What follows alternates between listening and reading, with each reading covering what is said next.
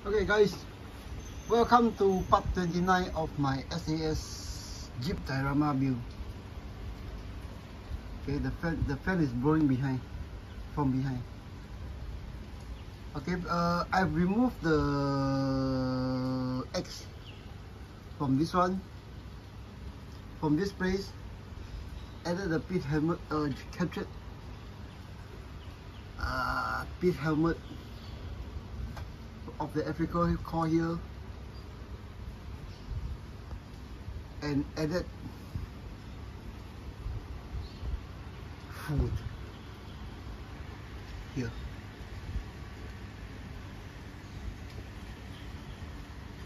Okay. So the X was moved from here back to here. Oops, it got jammed. It got jammed spinning around. Give me a second. The joys of working. Okay, to back here. I need this thing to be moved here. It's because I need detailing here, and the X sort of underline everything here.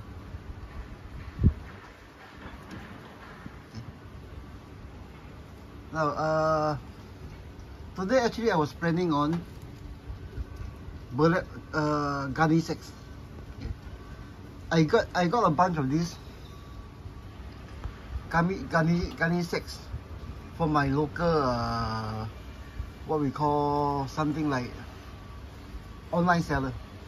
This is actually works out to about 35 cents Singapore 35 cents each. I got this I got 10 pieces at $3 Singapore each. Then plus I think 80 cents for shipping. Free local normal mail. Okay. Then from this I change out this,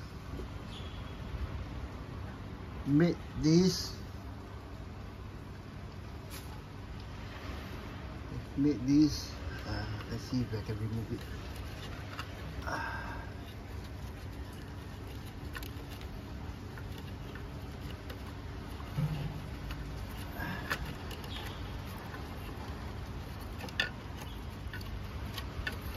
Okay, made this, and then I move the jerry cans back to reveal this detailing. Okay, this just to show this detailing, but moving the cans back, moving the cans back from this position. You remember those sand and debris I added in a few episodes back. It actually created this empty space. So I need something to cover this and make this out of this. Okay.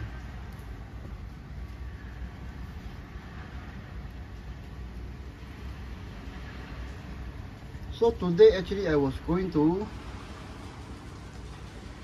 do 3 things. First, to make a what I call mesh to replace the X here. Show you guys how to do this. And it got stuck again. Give me a second. Okay, give me a second. To finish up on this.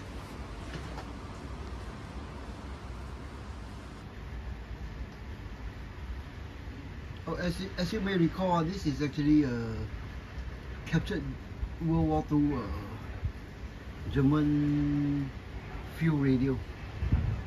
Okay, it's captured captured because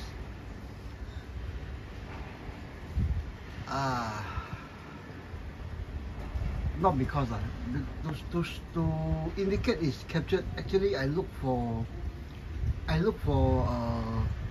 you know, those markings that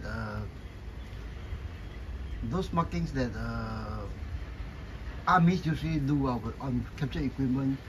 Maybe I put a special number on it to be used for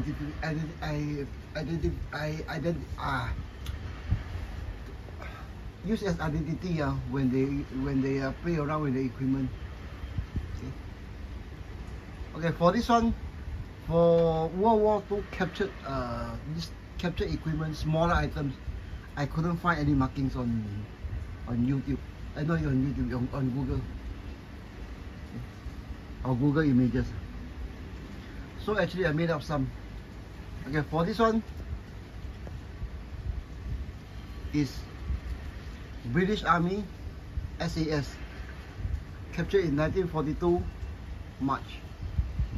Okay, designated radio C for captured, and C already captured. Okay, for this one,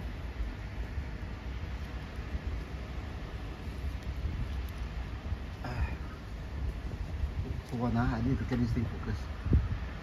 Okay, for this one, besides the BASAS 1942-03-RC, it belongs to L detachment, and the fellow holding this one is Paddy. Then while doing this search on serial number, which I cannot find, I found a picture of this. The same radio, but with a jerry can and a top underneath. I left out the top because it will cover too much detail.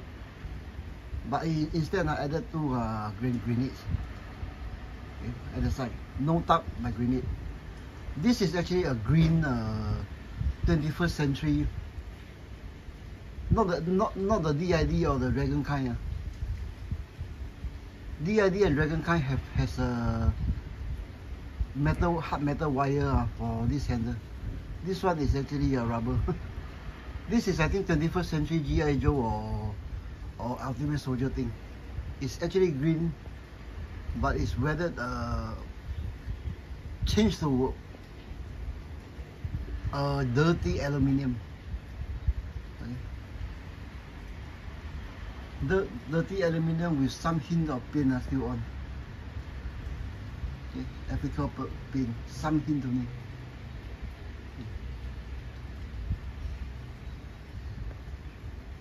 So actually I was going to see if I can turn this thing around. Give me a second. Need more clearance. The joys are working. Okay, so for this one, I actually made two pencils. Give me a second. Two China graph pencils out of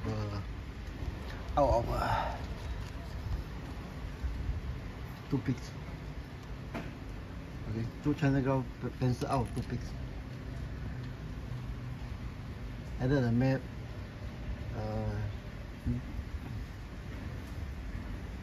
What's the thing? The Morse code. The device that you do to type up the Morse code. Okay. This device actually came from DID. Then jumper wires. This one is the jumper wires. Okay, this one for the Morse code reader. This is actually a scratch build from cord. No, not this one. Sorry, this one. I probably have it wired incorrectly. Okay, but okay, for this one, including the coil spring, is actually scratch build. This coil spring is actually give me a second. This coil spring is actually scratch build from guitar strings.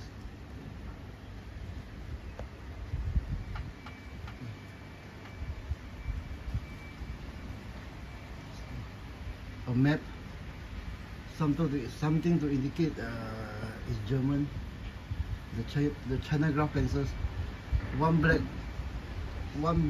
one what we call green. I should use red and green. Then of course the pouch to hold the wire, and then I think the jumper cable. All these are basically glue on already. Okay, to the back. Okay, to the back, I added a decker. The original idea is to show people that this is a German radio. Then this is the first the first attempt at the same being done in front. Okay, by working in the middle of the night, I realized that after I put it on, that when this thing is in a normal position, everything will be hidden.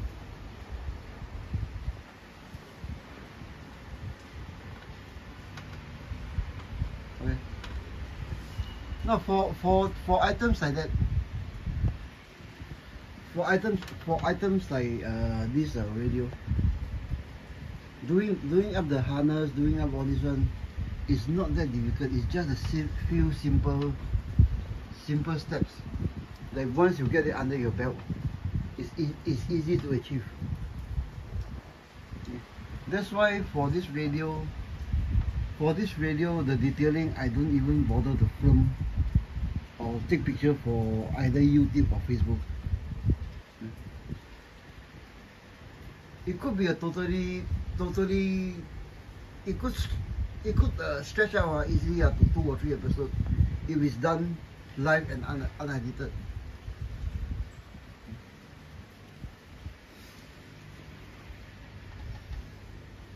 But these are actually very simple steps. A few techniques, get it under the belt, mix and match. Then it's actually very easy to get things like that. This is actually what I'm trying to promote on videos, on YouTube, on Facebook. Yeah. I know guys that are not keen on doing this one. Then actually those hour-long raw unedited video. Well, maybe being looked at it out of curiosity. Okay.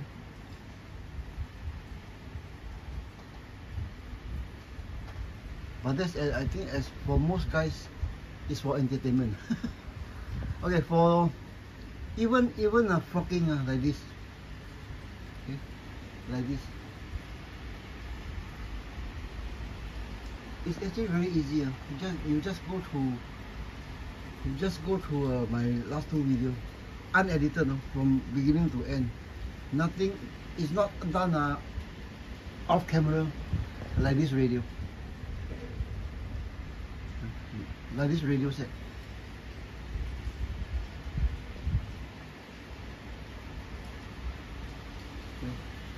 Frocking like that. Even face painting. I've covered it on other views. I've covered it on other views, whether it's in Facebook or YouTube. Okay, but right now let's get down to the business of doing a Gunny Sacks. The other one I did was, I think, here. Okay, so this is actually I did this before last night. Then it's PVA treated, dried, but unweathered yet. Okay, so the idea of this video is actually to show you guys the start, halfway through, the finished product, and then something like this.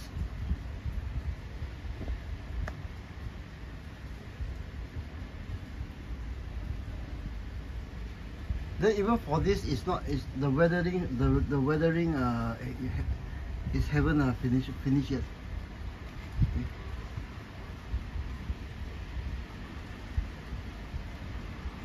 Okay. Oh my god, it's 15 minutes. So enough of my yakking. I put you guys back to my stand. Move the Jeep out of the way, then we get into the business of doing the Gunny Sacks. Okay, today we have crazy weather out here. It was sunny, then suddenly the cloud come in, and then it's raining. Heavy, not windy, but it's raining heavy. I need the Jeep to be here to be here behind to get more lights. But anyways, let's get on to the business of doing Gunny Sacks.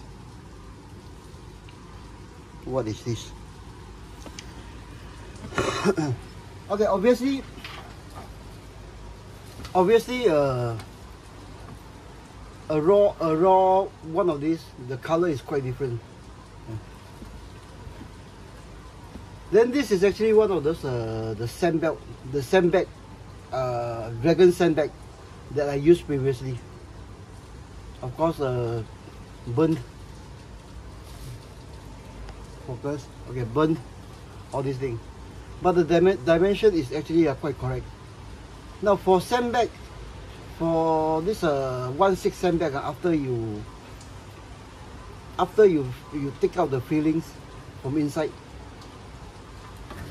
which looks something like, let's see if I can find it somewhere here, I think.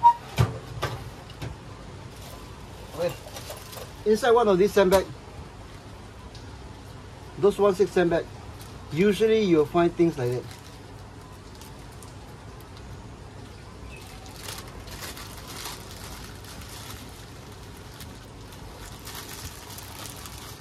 Okay, usually you'll find things like that.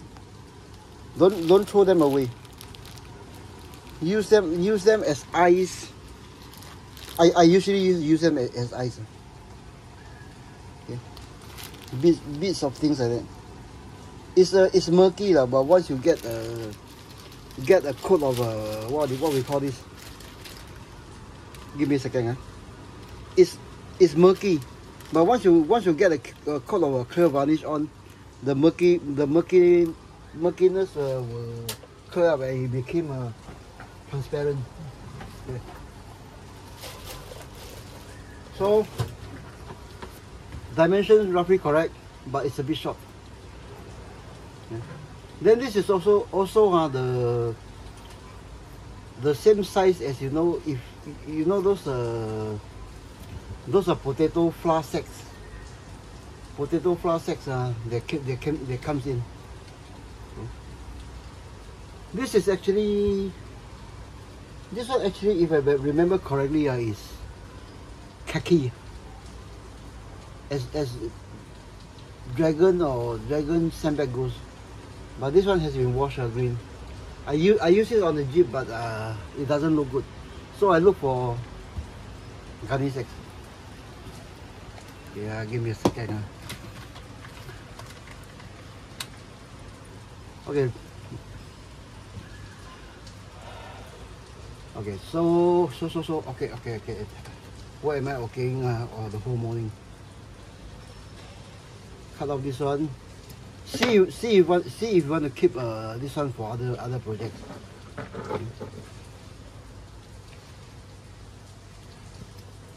Cut it off. Turn it inside out. Okay. Turn it inside out. Now this thing when it fall over, it's actually sew here.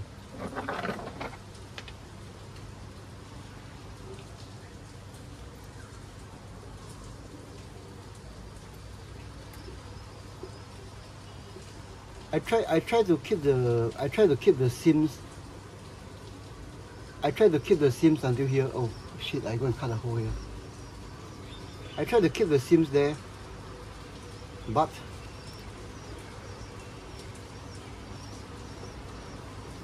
am I going to cut another hole here?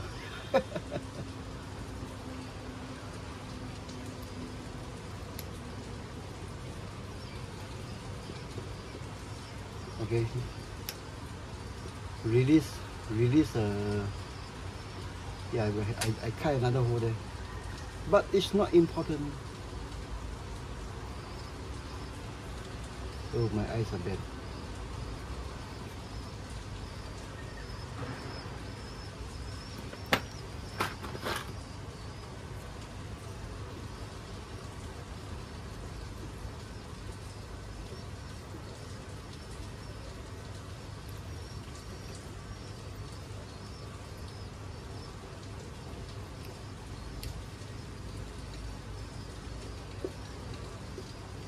Okay, more or less.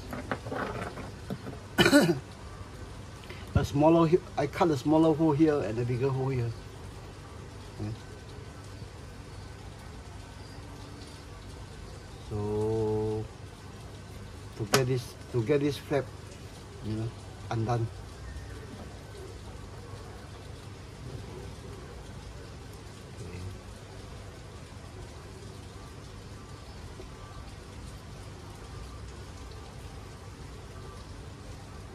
I don't know what these are for. I mean off scale hobby. It could be for jewelry, yeah, or maybe as a packaging for jewelry or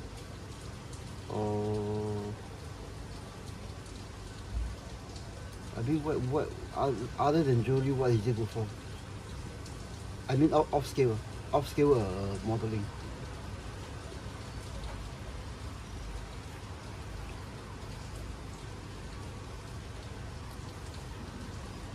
Okay, I got the first one off. The bottom sewn in one off, and then okay, the other line of thread of the first one, which seems to be tougher.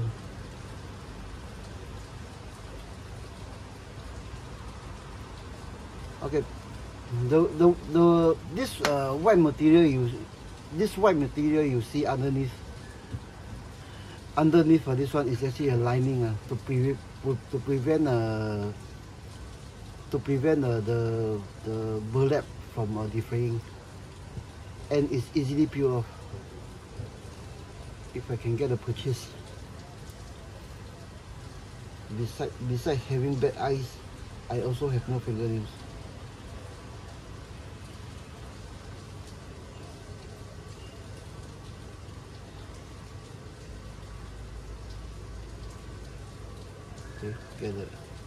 Okay, get the purchase, just peel it off, and you'll find it will start defraying. Now when you peel off this one, don't throw away this one. Keep it. In fact, last night when I was doing this one, I lost one of these.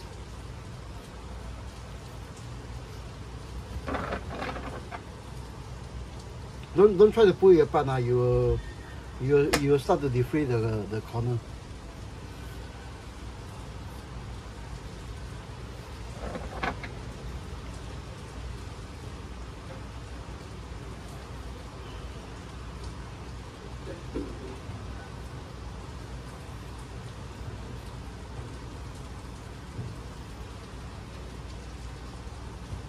Because burlap won't hold sewing well. If you pull it off, you will tear hole at the bottom. Try to do it as gently as possible. Now for this piece of give me a second.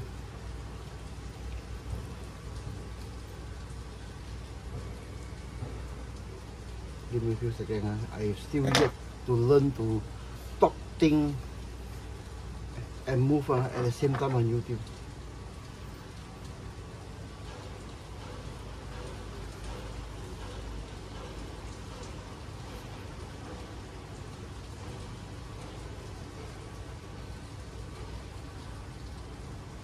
Okay, why do I need to remove this one? Okay, for this one, we move on back to roughly the correct size of the of a 1/6 scale sandbag empty. Yeah. For this one, we keep it and use for stuff like this. Okay, stuff like this. This is actually this. Okay. I wonder where the other one flew. And then of course, turn it around. Okay. Turn it around. And PVA glue. PVA glue everything. PVA soak everything. Dilution, not important. Just mix PVA with water, okay. And then you'll get a solution.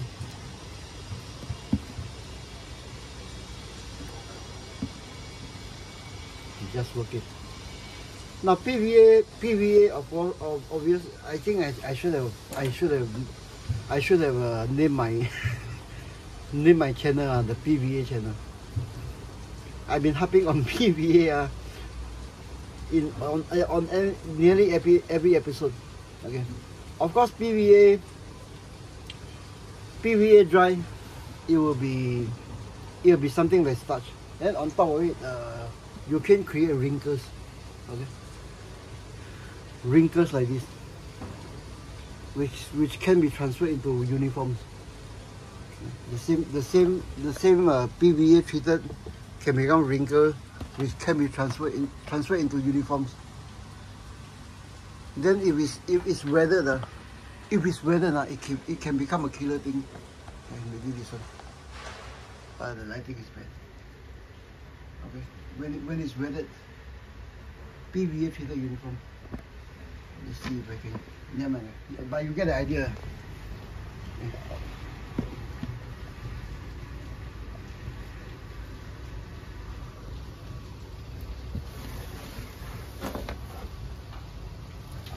Then obviously PVA will stop the defraying process. So yes, what did I use yesterday? Okay, I use this one to go inside.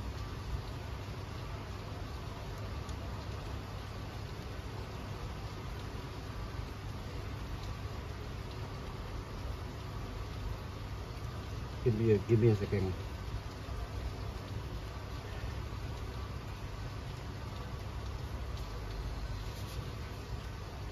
Okay, then create some wrinkles. Set it down. Okay, get the folds you want. Get the folds that is not you want. Get the fold that is needed. Maybe 1 or 2 to hide all the defraying. Okay, 1 or 2 to hide the defraying. Alright. Let it go down.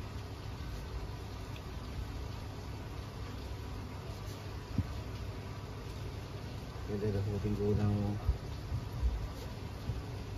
and then maybe hold it with something. Hold the ends, boss, the ends, because we don't want to be knitted. We want to have wrinkles. Wrinkles is good for scale for 1/6. Only way to call wrinkles is PVA. You can't do it just wrapping your uniform. It will go back to the same shape and make your uniform look like a pair of pajamas. Okay, so something like that. Then obviously you can wait naturally for it to dry. Or nowadays I tend to use a hairdryer.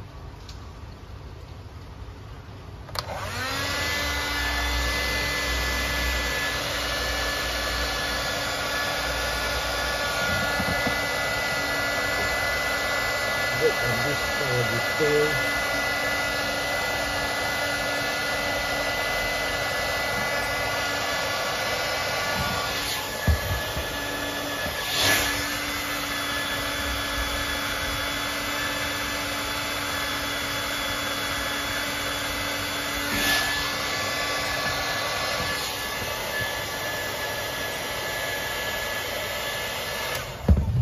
Now it's about 50% dry, which is a good time to get to the final shape you want. You know, flatten down the corners.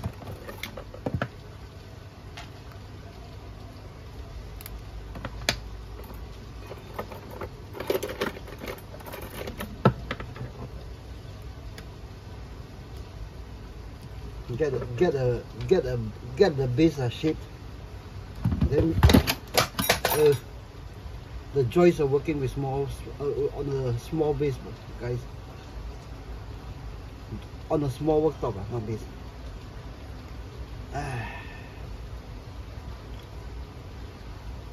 But truth be told, actually I just woken up to a sunny day, which suddenly become rain, and I'm still having my morning cup of coffee iced, because this morning was sunny and very hot.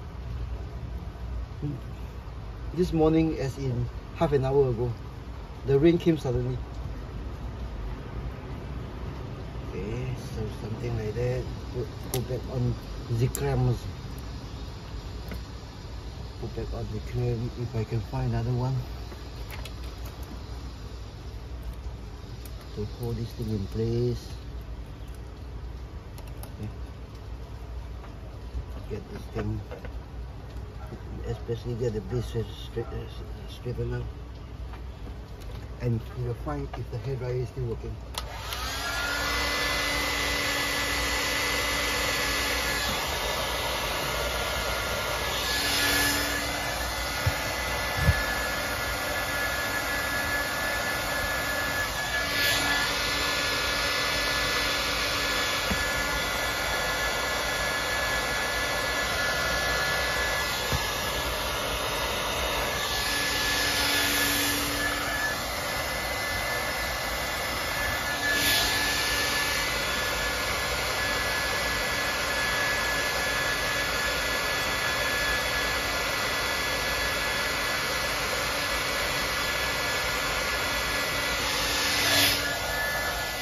Okay, now we got it. I don't have to do another drop test on the on the hairdryer. Okay, now we got it to roughly 80% dry.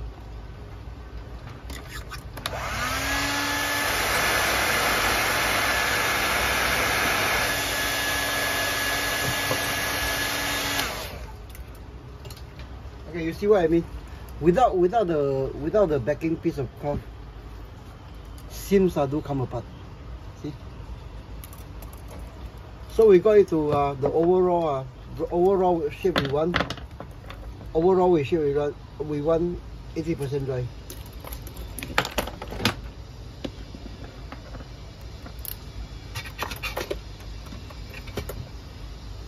I wonder if I poison myself one of these days. Coffee here, everything just moving around. Then something drop inside there. I drink the thing. Got ingested orally, and I kill myself. Yeah, 80% dry, more wrinkles. Okay, more wrinkles. But basically, some of those basic shape we want is there, like the fold, everything. No, like the roll over the edges, everything. At this stage, things will happen quite fast, because we are going to blow hot air from the inside.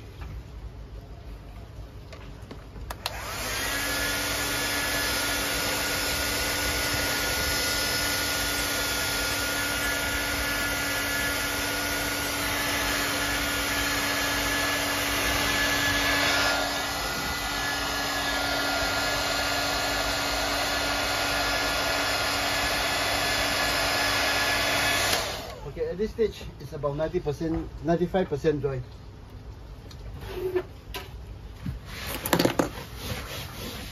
Okay, it's about 95% dry. I need to not only learn to draw the thing out, the tools out from here. I need to put back the tools after I finish. Okay, it's 95% dry. Okay, get it to a final, roughly the final shape you want. Or small wrinkles. Get it back to the roughly the final shape you want. Or even you know, if you are going to hang it from somewhere, just pull it down. Okay, just pull it down. But this is no biggie because once it's dry, you can still go over it with water. Okay, you can just go over it with water, soften it up to reshape the thing. But roughly that's how you do this thing at this stage. Okay. But me being me, you know, I like to burn.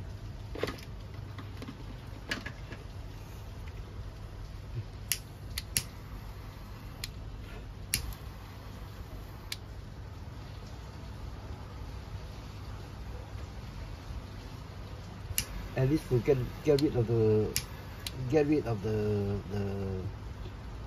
threads. You know, those stray threads. Then of course, me being me, maybe to introduce some burn marks.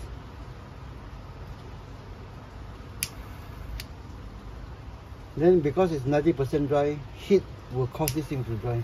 Then you hold the shape better also.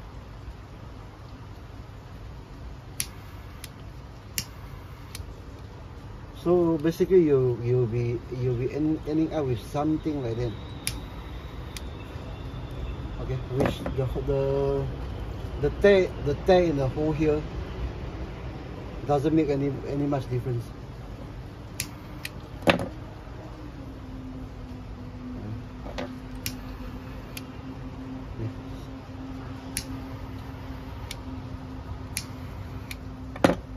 Okay, before I carry on, one of the is it one or two? The back one has some lettering on it to indicate it's Ceylon tea, Sri Lanka, and as is known in World War II. I think since the 1700s or 1800s. Could be the 1700s when British occupied colonized India. It was known as Ceylon.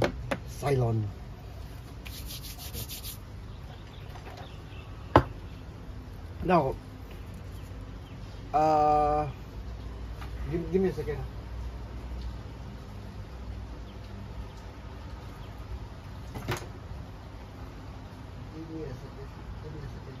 I pull the video off now on things like that, the lettering and markings. Okay, the things and lettering and marking on this side of cloth one, it's possible to use pens. Let's see if I still can find a.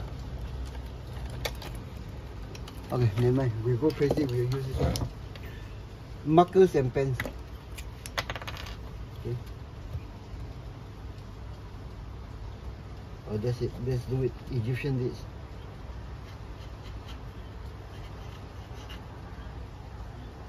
EGYP.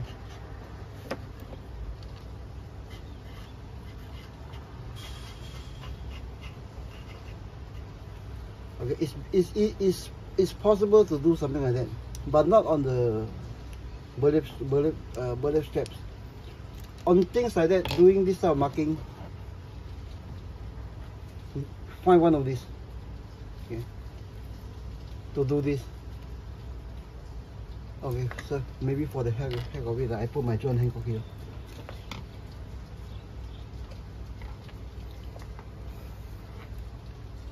Okay, print the thing. I think this thing I should be finishing soon, but I put it October. Then 010 0102 P. Okay. Maybe to indicate that it's still a British, you know, things like that. But of course, doing this one to protect this one, go over it with a clear varnish, which I did here and there. Here and here. Then later I'll weather. I need to weather this swastika off, because for some unknown reason YouTube and Facebook don't like swastikas. Okay, for this one I find it easier to do it with paint. From a paintbrush. Now for this one, it don't have to be perfect, because it's wrinkled. I seem to be losing all my brush. Oh, never mind. We just grab one.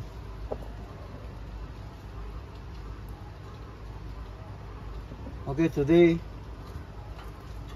is going to be Idaho potatoes.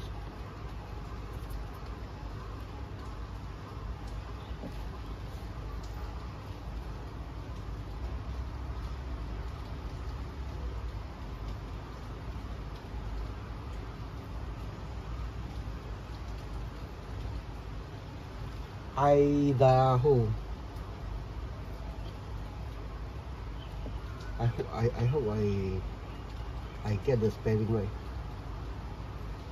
Idaho potatoes.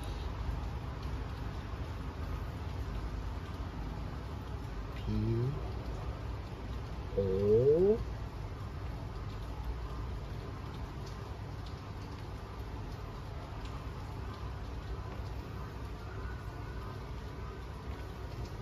T A T O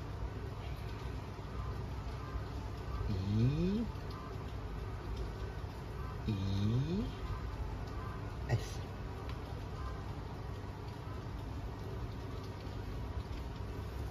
Idaho potatoes. Then maybe, you know, some of those marking stripes. Should I or shouldn't I? No. We'll do it this way. The strap goes off to one side.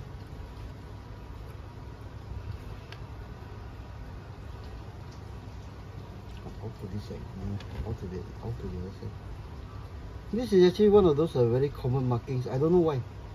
In Asia, it's this color, then a strap here. It could be a merchant identification, way to identify this is their stock or something like that. Then of course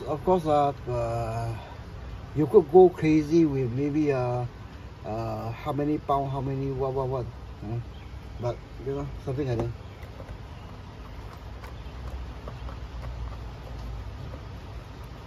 Give me a few seconds.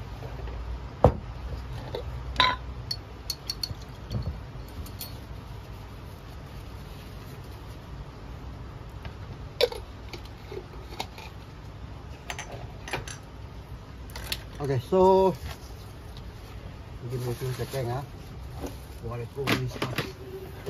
I don't have that much space. to just throw everything around. I made another mistake. I shouldn't have washed the thing out. Okay, so right now the thing is almost dry. Okay, almost dry. This is to dry out the paint.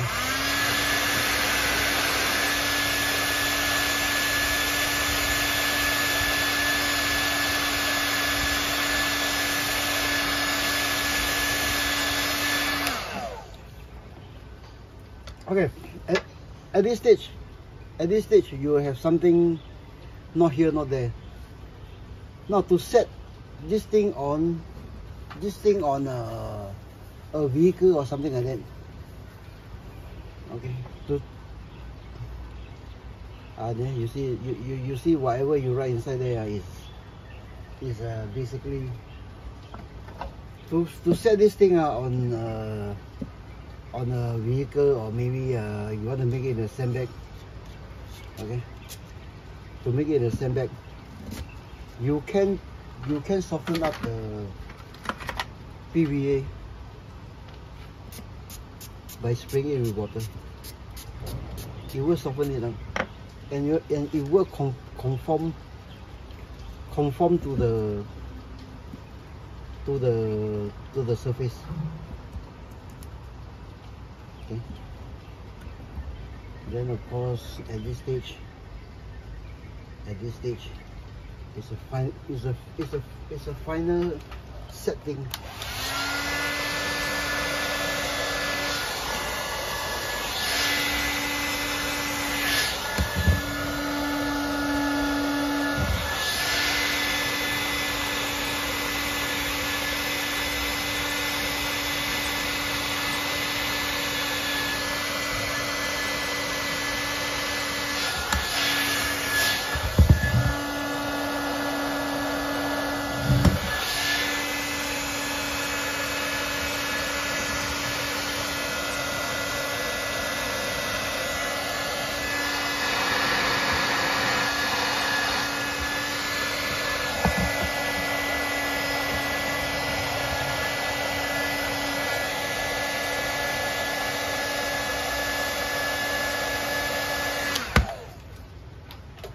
Okay. Where am I occurring all the way? Okay, so right now the thing is set. Now let's weather it. Now for weathering, I usually go for used paint thinner. Okay, DIY washers, which sometimes I put here. So for this one, let's go for a very light wash of not black, darker color, almost water consistency. Goes underneath the thing. You know those folds where you want to collect, where you want to create some shadows. Yeah? Just let the thing soak in. Once it's dry, okay, the seam line. This is actually the way I do uniform also. Okay, the seam lines.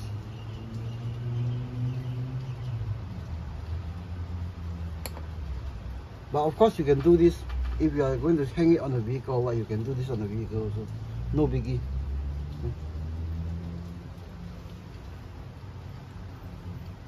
Okay, I don't want too much black.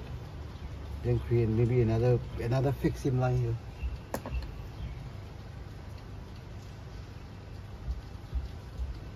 Okay, or appearance of something, you know. Okay, so the next one is obviously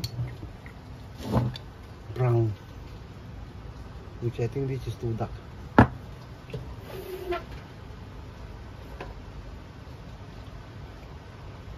Let's get some Really feel rust.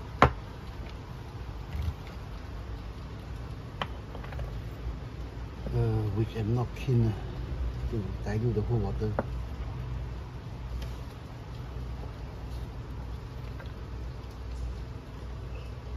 And there you have it. Instant wash.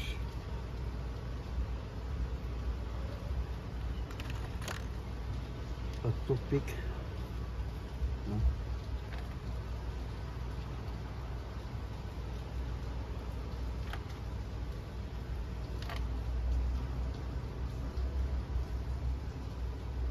Now, things like that, it will dry to be almost invisible. But whatever color and shades you add onto anything, it will have some effect. But don't worry too much. Don't worry too much about we have the engine and this one. Like what I told you, weathering there's no set pattern. You must do this. After you do that, you cannot go back to that. No, just do it until everything looks at least half believable. Okay, so right now we got it to something like that. Something like that. Idaho potatoes. Pour this thing back on in. Should I clean up the cap? Yeah, maybe I clean up the cap.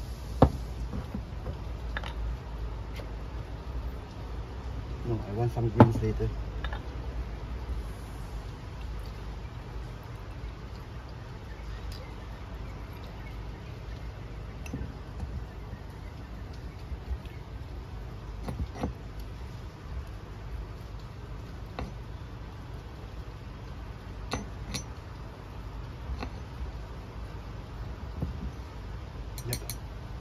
Okay, this is how I make washes.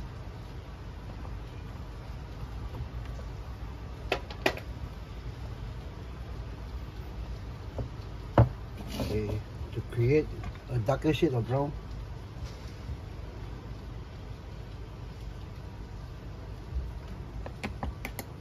Get through the shadows I missed. You know, to at least make the thing at least half believable. I think that's enough of it. We shall put it off. Okay, not this one. And we come on to this one.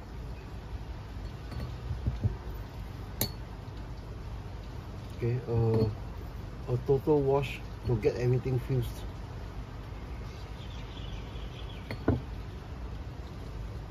You can use a clean thinner, doesn't matter.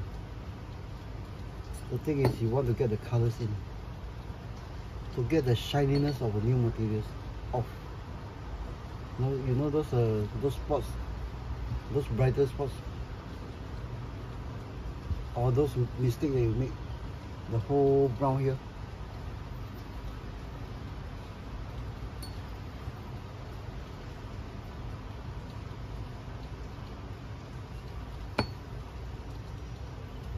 Okay, Gunny Sacks, more or less finished. Which brings us to this one, the liner that we took off. Now this one is actually you can buy this material, but I find it a hassle. So whenever I come across this material, I will just keep it.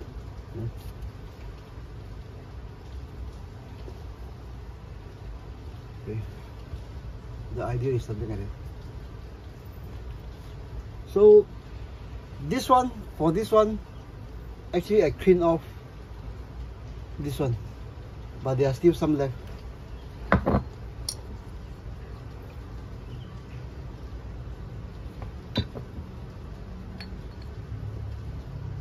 I wonder how you turn out. Okay, re-dissolve the green, the dried green, dried enamel. This is not acrylics. I don't use acrylics. Okay, I'm allergic to acrylics. Not allergic. I tried allergic when it came out in 1982, 83, 84. On hobby. I tried it and tested it for a few months, then give up, throw everything away, went back to enamels, and I've been still figuring out enamels after all these years. Okay, we got it something like that, and clean out the whole thing. Just just go over the whole thing. Clean out the edges.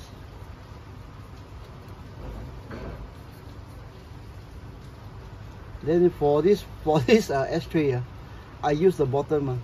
I use the bottom for browns. Okay. So you'll get something like that. Okay, so you'll get something like that.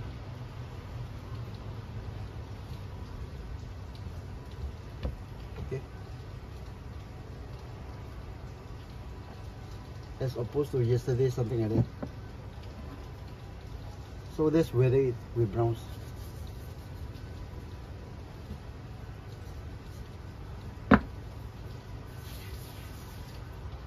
And you have a piece of I don't know what. Okay. You have a piece of something like that. Now for sticking things into things like that. Usually on the base is a good idea to get the base form. Often I will use tissue paper as opposed to cotton, because tissue paper it will set there. Cotton, this cotton, that means packing cotton. Packing cotton, it will give a bit of bounce, a lot of bounce.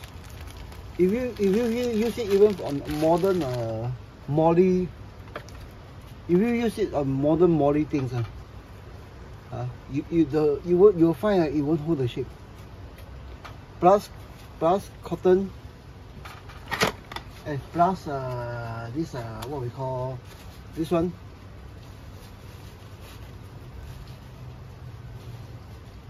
It's possible to add PVA and then set the whole thing in place. Okay, it's possible. Like that. Then because it's white, it will show through. So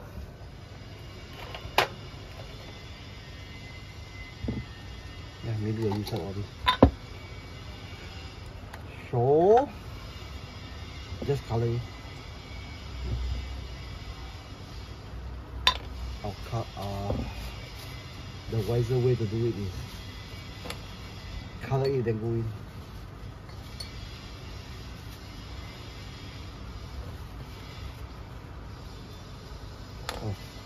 Or the other wiser way is actually clean out the bottle.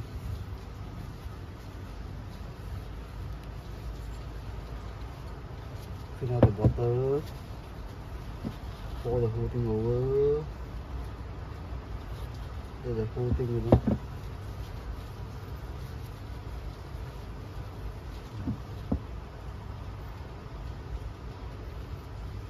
This is why I love working with enamels. Everything is recyclable. Okay. Hardly a drop is wasted. You clean the paintbrush into the paint pigments here. You can reuse the pigments. Yeah. You can't do it. You can't do it with acrylics. Okay, so why is this important? It's not when you use it on model. It's actually on cleanup of surfaces. Total strip down of airbrush and brushes. You need thinners. With enamels, with acrylics, I don't know how you guys do it nowadays. But if you are going to use acrylic thinners, it's going to be very expensive. Okay, dry it to a stage that you won't interfere with the whatever you put on here. Okay. Which I think is good enough. Okay, take care of the edges. You see how PVA has held this shape? Okay. This thing.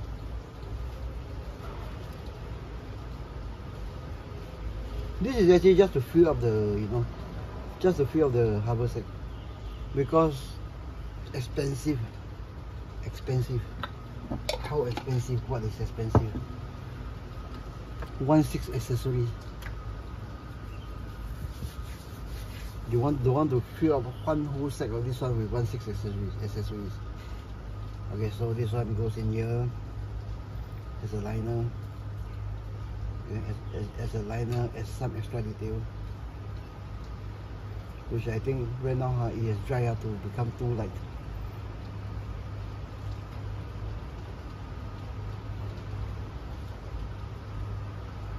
I mean, if you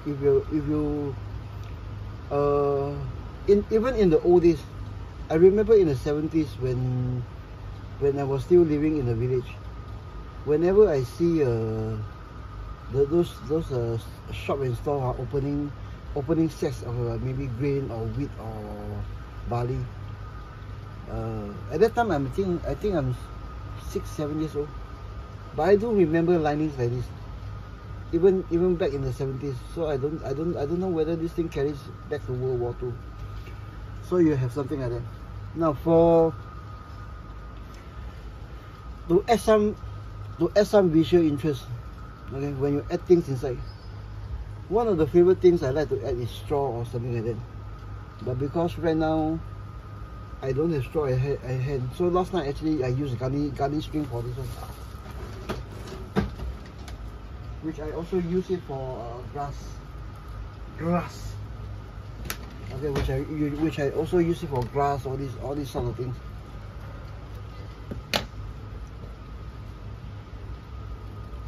Gunny string is actually very easy to defray. Okay. Once defray, it can become grass. If you are doing cowboy diorama, maybe you just roll it into one big ball, and it can become tumbleweed. Okay. I think I get a bit more.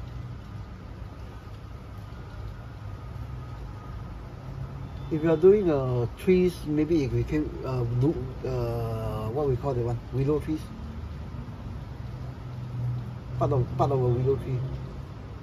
The leaves, I mean. Okay. Things like that. Okay, things like that, stuff in.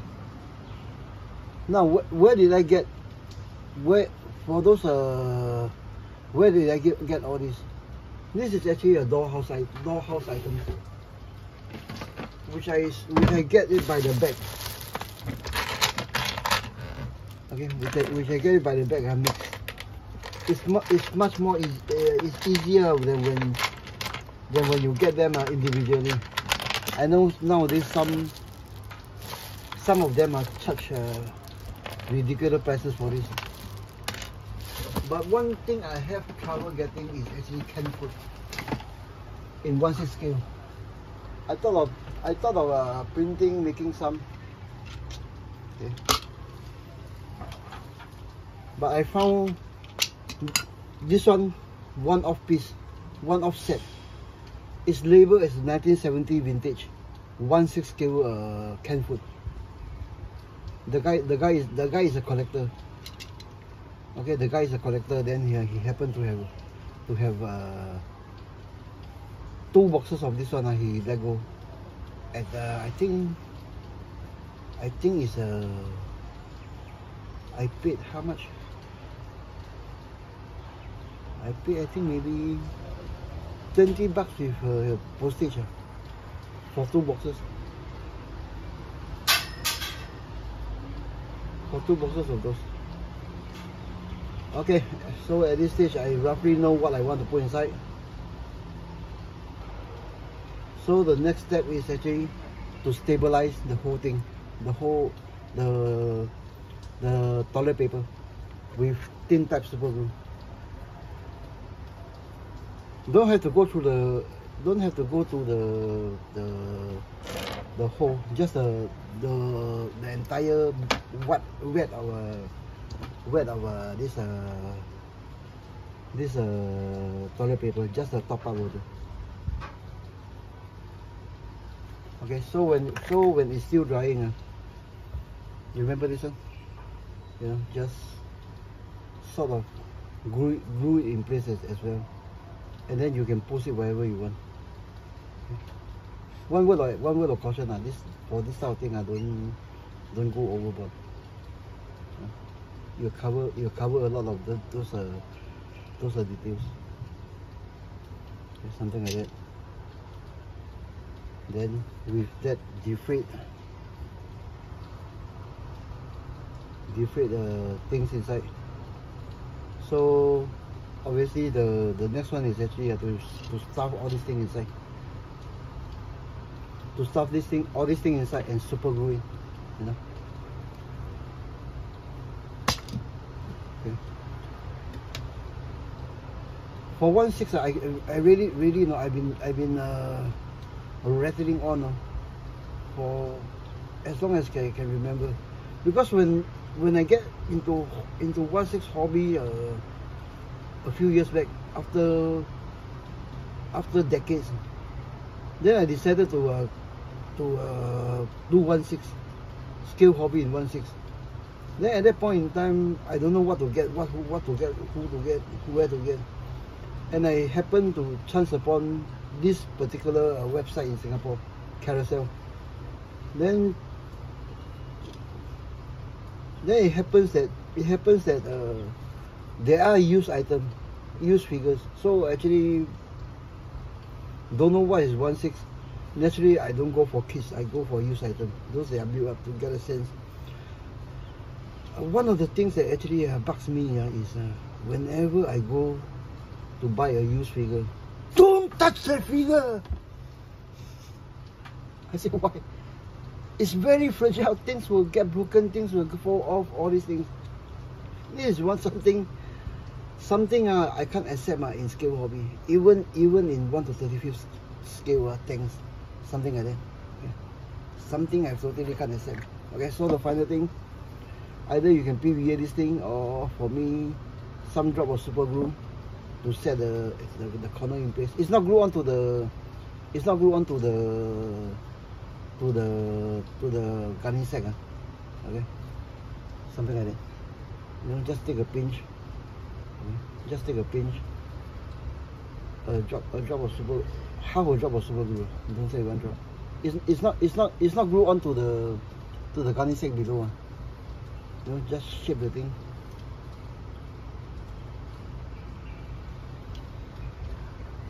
Then actually after that of course I did buy those used body just to have a feel. But after I got this one, I buy the used one. It's not just to put them. It's actually just to tear them apart, to see what 1/6 is made of. What the hell is Molly? What the hell is Alice? I know Alice, but I don't know Molly. At that time I don't even know how Molly is with. Okay, what stage of Molly is getting into? That was, I think, about 3 years back. 2 years, yeah, but I think about 3 years back.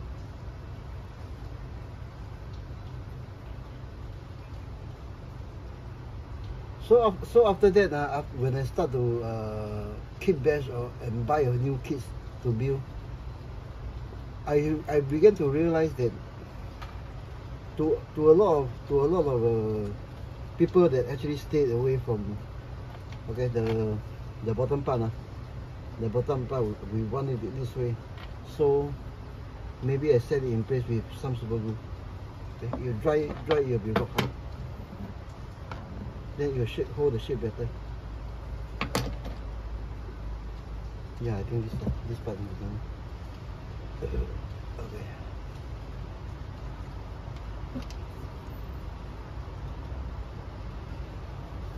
No, it like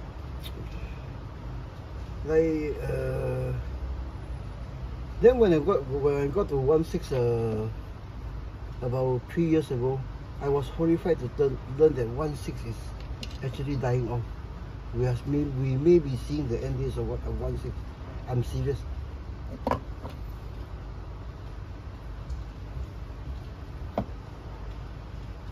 Especially when this COVID-19 comes around. Okay. Right now supplies are being cut off. With the shortage of supplies, prices are getting very ridiculous. Whether it's new kits or used item or accessories, it's getting ridiculous. This is now, no? I started the revamp series on Facebook when the when this COVID-19 was still known as Wuhan. Okay, it's still known as Wuhan. At that time I was doing a few commission figures for some of the guys there. Even then, I noticed that the price is getting so ridiculous that I actually back off from doing medium green. Okay, let's try medium green. Doing commission jobs. I actually back off now because the accessory, the parts, are getting very ridiculous. Even for used one, even for used things, they're getting ridiculous. Then after that, actually I started on the revamp series on Facebook, and that was how long ago? That was when the virus was. Hey, where is my bottle of thinner? My big bottle of thinner has rolled underneath somewhere. Okay, I'm making green washes. Revamp series. Because at that time I was doing only modern military. But I do know that guys, many guys have old kits, old 16 Dragon stashed up somewhere. Okay, some are even I think on the verge of throwing them away.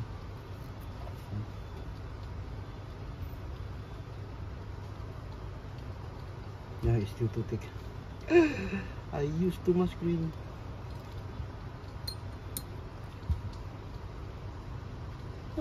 Still too thick.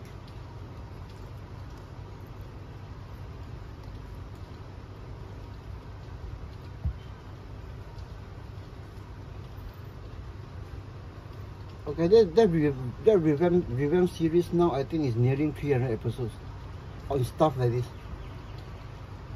Getting cheap, simple things done. Redoing old 21st century. What are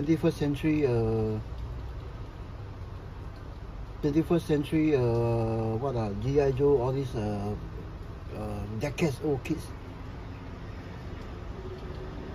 like this Rambo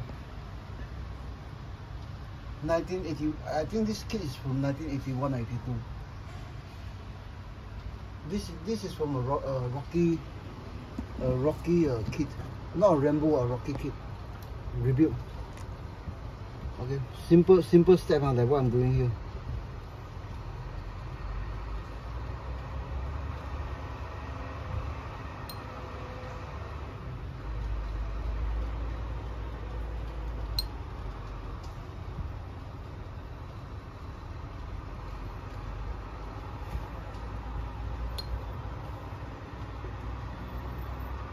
Believe it or not, that green is too much green for doing up a wash. Not even a drop. Something off the pen brush, which I'm going to keep and use it for the Jeep. Okay, I think we got it roughly somewhere where we want it. So I'll look for my big bottle of paint thinner later. It may have rolled under the table. Okay, then so with some cleaner ones.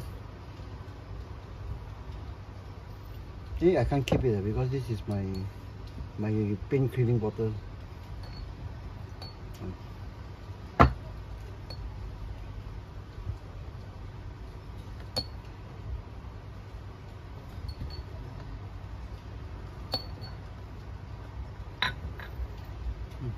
Just now I should have add the thinner, soak the whole thing inside.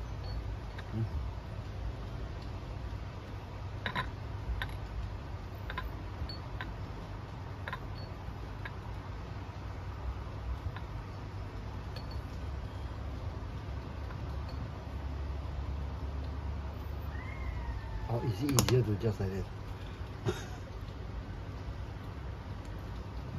Then work it in with the fingers. It's a fool's way of doing things, guys. Just now I should have added some green to this thing before it's dry.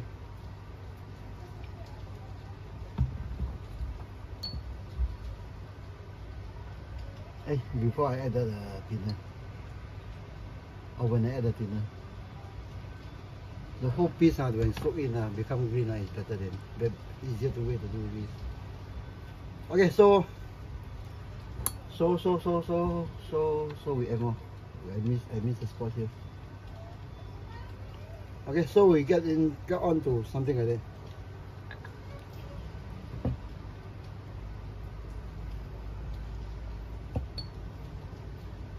Okay, to get to this stage, remember this thing is about 35 cents plus shipping, maybe 40 cents Sing dollar. Then you have something like that with some paint, some drops of paint, some used thinner, which I will label it free. Okay, which I will label it free. You see how thin it is, and it's still too thick. Which I shall label it free. Because most of this thing is free. It's cheap.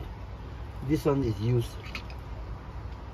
Something like that, which you can put things like this, things like that, maybe weapons, radios,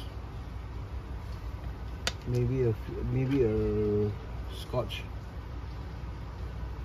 a scotch or two, maybe one what we have, 1 can of beef, and you have something like that.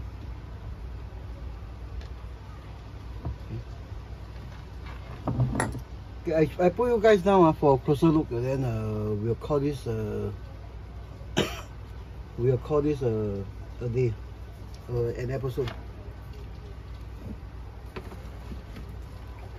and perhaps show you guys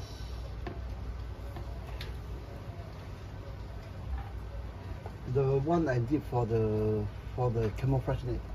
Okay, so guys, for less than $1, a Singapore dollar, something like that. Okay, this one will go back to the Jeep. Then today we did this. Okay, today we did this. A used sack, or used Gunny sack from Idaho potato. Okay. But you can still stuff things like that in.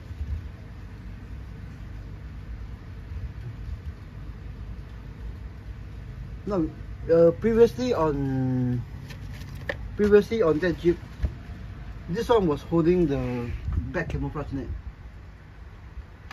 This thing is actually eyeglass. Okay, a spectacle holder. Then it also had the Idaho potato, which was weathered into nothing.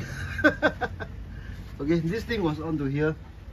Then off camera, actually I changed it to one of these. Okay, change it to one of these. This one reads Ceylon tea. We'll call this Mark 1, then we'll call this Mark 2 because it has the liner. Okay, so off camera I will change out this one to this one because of the green liner. It'll provide more extra details. Okay. Then I will weather this one. Okay, I make this one is because I have trouble holding a flare gun. I don't know how to hold the flare gun or do it or put it where. So I made this mumbo jumbo to hold a flare gun. Then to hold a flare gun, I need to let me take everything apart. Okay, this is still unwelded. So to hold the flare gun, I need to hang it somewhere here. To hang it here, you'll cover a lot of details. To hang it here, it looks very unnatural. So I make one of these. See the color difference. Make one of these. Get the real gold skin leather to make a loop. Tie the loop here. Then use a gunny string. Use a piece of gunny string to tie here to keep it off the wheel well. To keep it off the wheel. Then shuffle everything inside.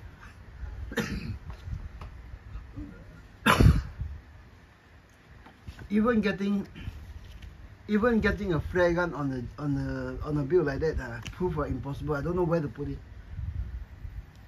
So to find a way to put it, I did a belt. Did this thing. These two pouches out of that modern way. Out of that modern pouch. I just this pouch. That two pouches was made of this pouch. Give me a second. This pouch is made from a modern molly pouch. Okay, because I ran out of British pouch. Okay, and then after that, I scratch built a belt, which I changed because it looked very unsafe and untidy, not really correct. Okay, so to get this thing, get the 3 items on, I scratch built this belt, which is the incorrect buckle. Then after putting it on, I don't like this, so I took it off and used a Ujindao British correct British belt. Okay. Then added, because a Tommy gun is used with the still missing magazine and an old 21st century. All rubber thing was found to hang on the belt. Don't like it. Then I come up with this. Okay, so this one goes here. This one, no, sorry. This one goes here. This one goes here. And the reason I never weather this one is because of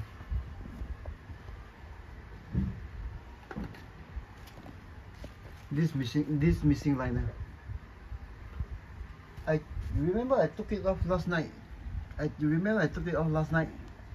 Put it up somewhere, then I couldn't find it. Okay. So maybe I'll tell another one of those bullet pouch just for the liner. Okay. So this thing goes like that. The missing magazine will be hidden like that. Okay, this thing goes over like that. Main point is to show the flare gun. Okay, is to show the flare gun and keep everything off the wheel. Then to create the busyness, this is the all black rubber 21st century item. Okay, it's actually rubber. Last night I put some silver.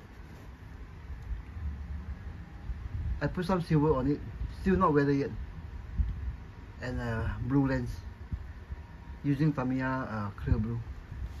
Then this is actually those stretchy, still have the stretchy straps on, which the black one which I turn it to brown using washers.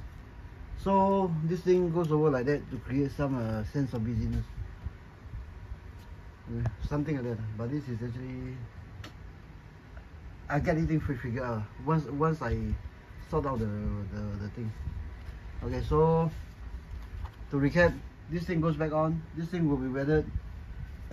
This one will replace this one, which had replaced. I keep on throwing things, and where are all my things? Which has replaced my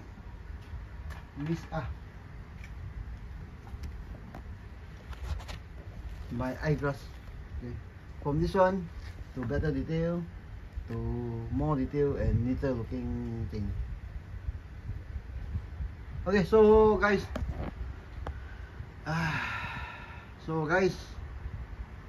it's another oh my god moment. 1 hour 26 minutes just to do a 30 cents Gunny Sacks. Okay guys, see you in the next episode. Thank you very much. Thanks. I thank all my subscribers. Thank you guys. Heartfelt thanks. Okay guys, see you.